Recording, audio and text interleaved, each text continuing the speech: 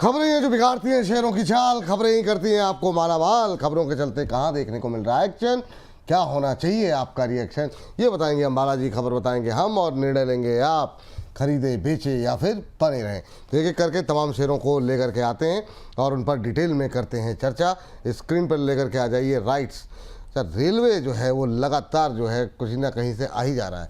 क्रिसिल के साथ इन्होंने एमओयू साइन किया है, integrated data driven infra consultancy solution जो है वो डेवलप करने के लिए ये इन्होंने किया हुआ है। इसके अलावा आपको बता दें कि मिलकर consultancy on site assignment and infra opportunities जो है तलाशने की कोशिश यहाँ पर की जाएगी। मैम, राइट्स में क्या लेवल आप देखना चाहेंगी और अभी के 206 के आसपास क्या करना चाहिए? ऑल राइट, तो एक इम्पॉर्टेंट सी बात, स्टॉप लॉसेस का रिस्क तो है, उसको एक्सेप्टेंस लाकर अगर आप काम करना चाहते हो तो कर लीजिए एक बार। सारे रेलवे काउंटर्स अभी वीक नहीं है, सेलेक्टिवली कुछ काउंटर्स काफी उम्दा चल रहे हैं, टीटागढ़, जेडब्ल्यूएल एंड सम मोड। लेकिन कुछ काउंटर्स में प्राइस स्ट्रक्चर अभी वो वाला स्ट्रांग नहीं है, जिसका एक एग्जांपल हमने शायद आरबीएनएल में देखा है। सो सिमिलैरिटी राइट्स में दिख रही है। फंडामेंटल कोई प्रॉब्लम लग रही है क्या? नो, बट प्राइस स्ट्रक्चर अभी कॉन्फिडेंस नहीं दे रहा है। इसीलिए या तो आप इसमें ब्रेकआउट हो जाने दीजिए। अगर आप एक वैल्यू इन्वेस्टर हैं तो एक लेवल है जो कि आता है आपका 180-170 की रेंज का, आया तो वैल्यू इन्वेस्टमेंट एक बार वापस कर सकते हैं with a small stop loss at 150। या फिर अगर एक मोमेंटम कंफर्मेशन, इस तरह जनरली एंट्रीज लेट होती है लेकिन स्टॉप लॉस छोटा रहता है और काम आपका हो जाता है वहां पर। तो एक बार अगर ये 225 के ऊपर निकल जाए, वहां पर आप एंट्री के बारे में सोच सकते हैं।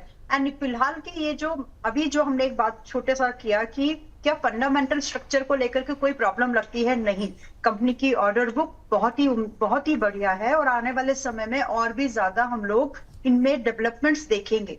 तो पेशेंस नहीं है तो छोड़ दो, पेशेंस भर भर के है तो आप इसके बारे में अभी भी बाइंग के बारे में कंसीडर कर सकते हैं। दो कंडीशन, या तो थोड़ा पेशेंस रख लो, प्रोबेबिलिटी है आया तो मिल जाएगा, नहीं तो नहीं मिलेगा, या फिर ब्रेकआउट हो ही जाने दीजिए 220 के ऊपर, तब तो मिल ही जाना है एनीवेज।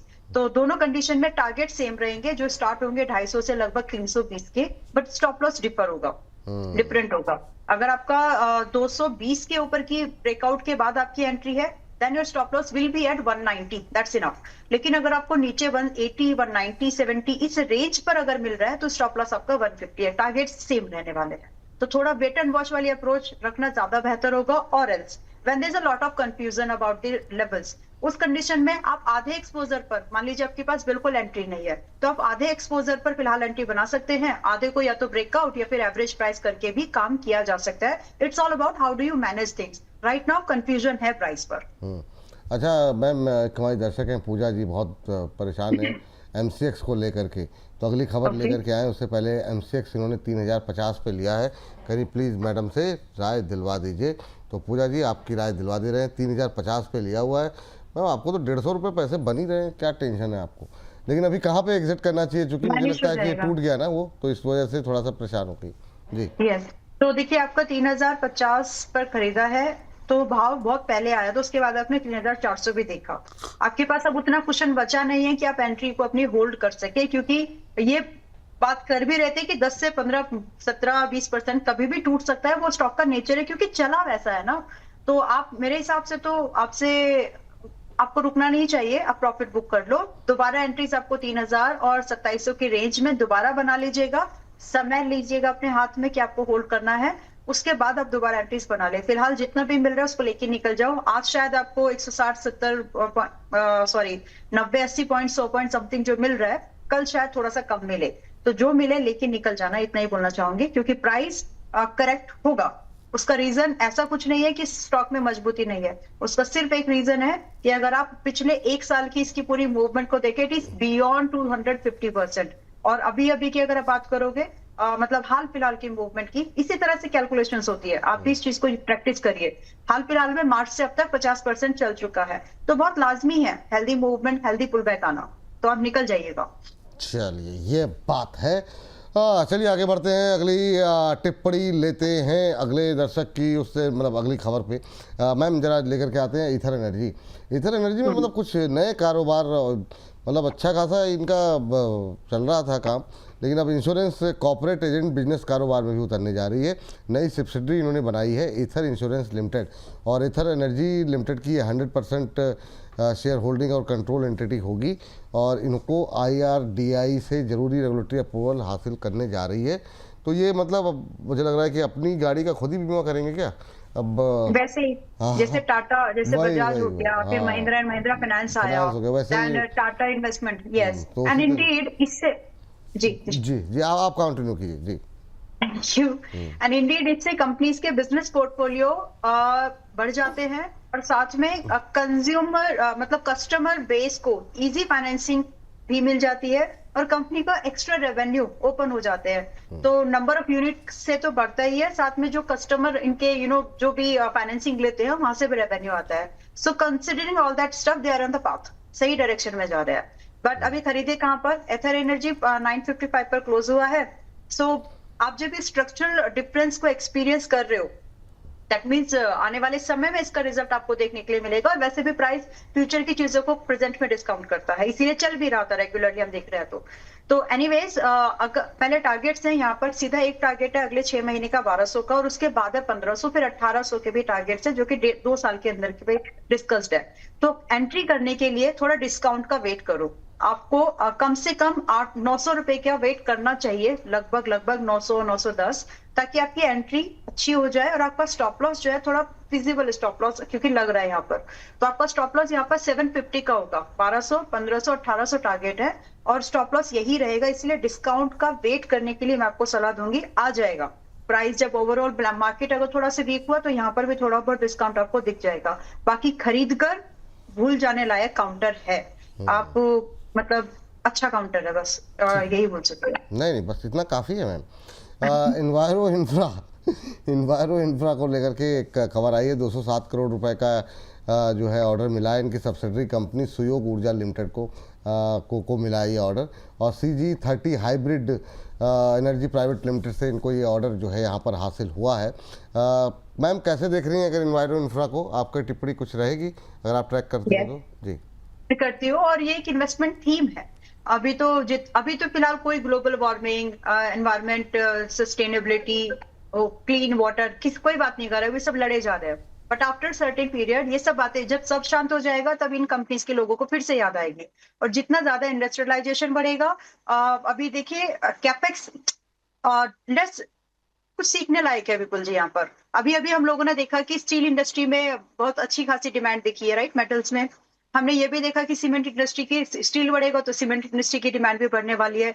ये सारी चीजें कब होती है? जब आपका इंडस्ट्रियलाइजेशन बहुत कैपेक्स जब हो रहा है, मैन्युफैक्चरिंग कैपेक्स जब हो रहा है, तो उसकी वजह से होगा क्या? Water management, water waste management, या कोई भी इस तरह की वेस्ट मैनेजमेंट जो कंपनीज है, उनके काम बढ़ जाते हैं। उनका अब आई होप कि मैंने ये चीजें आपको शॉर्ट में लेकिन सही तरीके से समझा दी, बिकॉज एक सेक्टर का इम्पैक्ट अपने साथ दूसरे भी प्रॉक्सी सेक्टर्स को, इंडस्ट्रीज को लेकर के चलता है। Having said this, water management में एक कंपनी काम करती है, और भारत में इट्स अ बिग टास्क। आज के डेट में बहुत ज्यादा कंपनी नहीं है, एंड बड़ा स्कोप है। सो ये बात इतना एक्सप्लेनेशन सिर्फ इसलिए किया था, this is something you can keep in your portfolio. जब आप इसको, अभी 206 पर चल रहा है, चाहे तो बार्गेन कर लें 200 तक, लेकिन कोई दिक्कत नहीं है, क्योंकि टारगेट्स जो होंगे, मैं 2 ही टारगेट्स यहाँ पर देखती हूँ एज एन इन्वेस्टर, 300 से 500। 300 का टारगेट अगले 1 साल का, मतलब इस साल का, I mean से 26 दिसंबर तक, और दूसरा जो 500 तक का टारगेट है, बढ़िया टारगेट है, आप इसको 2 साल का समय दीजिए। तो ये सारी बातें जो इसने एक्सप्लेन की, so that you will have an understanding about the business model of that. तो अगर आप ये समझते हैं, गुड काउंटर फॉर इन्वेस्टमेंट। जबकि अगर आपको सिर्फ स्विंग ट्रेड करना है, बीच में निकल जाना है कहीं पर, so you can maintain target like 245 and 270 with a stop loss at 181। तो इनफ है ये। चलिए, ये बात है इन्वायरो इंफ्रा को लेकर के। अगली कंपनी लेकर के आए, मतलब ऐसी बात कुछ तो दर्शक लिख देते हैं। चलिए, खबर आ गई, पहले तो खबर लिख लेते हैं। जाइडस लाइफ साइंसेस पे ज़रा सवाल का उत्तर दीजिए मैम। बायबैक प्राइस बढ़ाया है इन्होंने, और जो है जो इक्विटी शेयर था उसको घटा दिया है, और 95.65 से घटा करके 87.30 कर दिया है। पहले बायबैक का प्राइस 1150 रखा था, अब उसे 1200 से ऊपर कर दिया है। आप कैसे देख रही हैं जाइडस लाइफ साइंसेस को? मुझे तो लगता है कि आप इस बायबैक वाले में इस सस्ते में मत बेचो। ऊपर भी बढ़ाया है तो भी सस्ते में मत बेचिए, कंपनी की पोटेंशियल काफी हद तक कहीं ज्यादा है। अगर आप होल्ड कर रहे हैं, बिकॉज विपुल जी ये स्टॉक मैंने आपको मतलब आपके प्लेटफॉर्म पर 870, उसके बाद 930 समथिंग पर, 920 930 पर भी रेकमेंड किया है, उसके बाद आज डिस्कस हो रहा है। So still it's a hold, अगर आप कर रहे हैं, आपके पास ऑलरेडी है तो। इन केस नो, इस न्यूज के इम्पैक्ट की वजह से क्या हम इस बायबैक में पार्टिसिपेशन करें? I think no. Why? Because आपके यहाँ से जो टारगेट है आपके 1350, 1350 से लेकर के 1600 रुपए के टारगेट अभी भी ओपन है, तो आप चाहें तो अभी भी इसको बाय एंड होल्ड कर सकते हैं instead participating in this buyback. चलिए मैम, एक हमारे मुकेश कुमार महतो जी हैं, कह रहे हैं कि आप दोनों को सादर प्रणाम। विपुल सर, आपसे सवाल पूछना मानो अंधे को आंख मिलना है। गुरुदेव, मतलब ऐसा, मतलब ऐसी तुलना कर तो देते हैं, इतनी देर से हम क्या कर रहे हैं इस शो में? मतलब वही तो समझ में नहीं आता है कि मतलब जो है। अब देखिए, अब इनके सवाल देखिए। सुजलॉन, जियो फाइनेंस, हाँ जियो फाइनेंस मानते हैं कि नहीं डिस्कस हुआ आज, पर जियो फाइनेंस कल डिस्कस हुआ होगा, परसों, मतलब लगातार डिस्कशन में है ये सारे शेयर। सवाल कुछ ऐसे हों तो मतलब समझ में आए ये सारे शेयर। लेकिन चलिए ठीक है, आपने पूछा है मैम, 60 पे इन्होंने लिया हुआ है सुजलॉन। एक बार रिपीट कर दिए ताकि हमारे खबरों के खेल में भी ये शेयर आ जाएगा और क्या करना चाहिए। और जियो फाइनेंस पे अभी क्या जो लोग पड़े हुए हैं शांति से, अच्छा अभी खरीद सकते हैं? तो दोनों पे 235 पे भी बोला था, 232 पे भी बाई करा है ना। It's a long term investment idea, and मेरा प्लान तो ये ही है कि अगर 190 भी आया, it is with our members. हमने इसको लॉन्ग टर्म काउंटर पर अपने रिकमेंड करके रखा हुआ है कि 190 पर भी आएगा तो धीरे धीरे पार्ट्स में खरीदिएगा, डरिएगा मत, क्योंकि स्टॉक में बहुत पोटेंशियल है एज एन इन्वेस्टमेंट पर्सपेक्टिव। और टारगेट्स बड़े हैं, 350 से 400 रुपए के टारगेट्स है जो हम देख रहे हैं अगले कुछ सालों के अंदर। तो यहाँ अभी 242 का भाव आपको दिख रहा है, आपको 5-6 पॉइंट का अगर बार्गेन करना चाहो तो कर लो। But anyways when you are targeting something really big, 350 बड़ा परसेंटेज है, मोर देन 60 जाएगा शायद। तो इतने परसेंटेज की ग्रोथ के लिए आपको डेफिनेटली होल्ड करना पड़ेगा, and gradually you got to have some patience. Patience नहीं है तो फिर जियो फाइनेंशियल अभी टच मत करिए, समय लगेगा इसको। बाकी काउंटर अच्छा है, with time it gonna give a good response. Suzlon 60 पे लिया हुआ है। सुजलॉन अगर आपको 56 समथिंग मिले, जिन्होंने मिस कर दिया फॉर दैट, उनके लिए आप डिस्काउंट अगर आपको मिले थोड़ा 5-6% तो बढ़िया। बाकी टारगेट जो है आपके 60 से 70 की, वो भी इंटैक्टेड है। उन टारगेट्स के लिए आप वेट करिएगा। स्टॉप लॉस जो जिन्होंने सवाल पूछा है, जब आपको एंट्री मिल जाए बाय चांस, तो आपका 50 रुपए का स्टॉप लॉस, सॉरी वो 50 रुपए का स्टॉप लॉस आपके लिए स्पेसिफिकली अगर बोलूँ तो, क्योंकि ये बहुत फोमो लग रहा है आपकी बातों में, तो आपके लिए स्टॉप लॉस आप थोड़ा नजदीकी रख लो। 53 इज इनफ फॉर यू। ठीक, चलिए आगे बढ़ते हैं। और कुछ एक मैम रिजल्ट्स हैं और काफ़ी सारे तो नहीं डिस्कस कर पाएंगे, पर महत्वपूर्ण कंपनियां डिस्कस कर लेते हैं जिसमें सवाल भी काफ़ी रहते हैं। जैसे स्वान डिफेंस है। स्वान डिफेंस पे मैम जो है इनका घाटा जो है और बढ़ा है, रेवेन्यू जो है बढ़ा है। रेवेन्यू इतना बढ़ गया और घाटा भी बढ़ गया, ये मतलब समझ में नहीं आया। 22 करोड़ से घाटा बढ़ करके हो गया 142 करोड़ रुपए, और रेवेन्यू जो है वो भी कई मल्टीफोल्ड जो है बढ़ गया। एबिटा घट गया। मैम कैसे देख रही हैं स्वान डिफेंस पे, कोई टिप्पणी करना चाहेंगे आप? विपुल जी, बहुत ही लिक्विड काउंटर है, मतलब चार्ट देखो तो डॉट्स दिखेंगे, हमेशा ज्यादातर सर्किट में रहता है। तो शॉर्ट टर्म वाले, ट्रेड करने वाले लोग तो बीवेयर, क्योंकि यहाँ पर आप एंट्री भी ढूंढोगे और एग्जिट भी ढूंढोगे, कुछ नहीं मिलने वाला है, क्योंकि इतने लिक्विड काउंटर पर आपको एंट्री या फिर टाइमली एग्जिट मिलने में बहुत प्रॉब्लम होती है। सो रही बात पर्टिकुलर इस बिजनेस मॉडल को लेकर के क्या आउटलुक है, तो फिलहाल के लिए मेरी सलाह में थोड़ा हर किसी का एक रिस्क एपेटाइट होता है। अगर आपका रेटिंग फ्रॉम की 1 to 10 की, अगर मैं इसको पैरामीटर पर लूं, आपका रिस्क एपेटाइट अगर 7+7 से ऊपर का नहीं है तो छोड़ दो इसको। बाकी नंबर्स फिलहाल ये वाले काउंटर में हो सकता है कंपनी ने कुछ कैपेक्स इन्वेस्टमेंट किए हो, या फिर कुछ एडजस्टमेंट जो कि अभी सभी के लिए कॉमन आई थी ना, एम्प्लॉइज वाली, उसका असर हो सकता है। ये इन्वेस्टर के तौर पर आप इसको होल्ड करें तो ठीक, लेकिन ट्रेडर की नजर से देख रहे हो तो गलत काउंटर है, मत देखो। ठीक है मैम, नहीं देखेंगे। एक कंपनी जिसको आप देख रही थी, क्या उसको अब देखना चाहिए कि नहीं, वो है नेशनल फर्टिलाइज़र। उसमें बताइए कि क्या करना चाहिए। नतीजे आए मैम, डबल डिजिट में प्रॉफिट बढ़ा, 12% के आसपास की ग्रोथ रही है, 152 करोड़ रुपए। हालांकि रेवेन्यू में थोड़ा सा हल्का सा डेंट लगा है, 2.5% के आसपास का। वहीं बिट्टा भी 1.5% नीचे हुआ है। मार्जिन ऑलमोस्ट जो है वो फ्लैट रहे हैं, बिट मार्जिन। कैसे देख रही हैं मैम आप नेशनल फर्टिलाइजर के इस रिजल्ट को, और क्या अभी भी आपका व्यू जो है वो एनएफएल पे पॉजिटिव है? यस, और नंबर्स जो जो नंबर्स है वो प्राइस ऑलरेडी एक्सपीरियंस करके फ्यूचर में ऑलरेडी प्रेजेंट में चल ही रहा था, काफी गिर चुका स्टॉक है बिल्कुल जी। मुझे अभी मेरी ओपिनियन में ये एक सिंपल एक statement, this could be a value investment point. तो आप 75 से 78 की रेंज नोट डाउन करके रखिए, अलर्ट लगाइए। अगले हफ्ते most likely we gonna get in this within this range itself.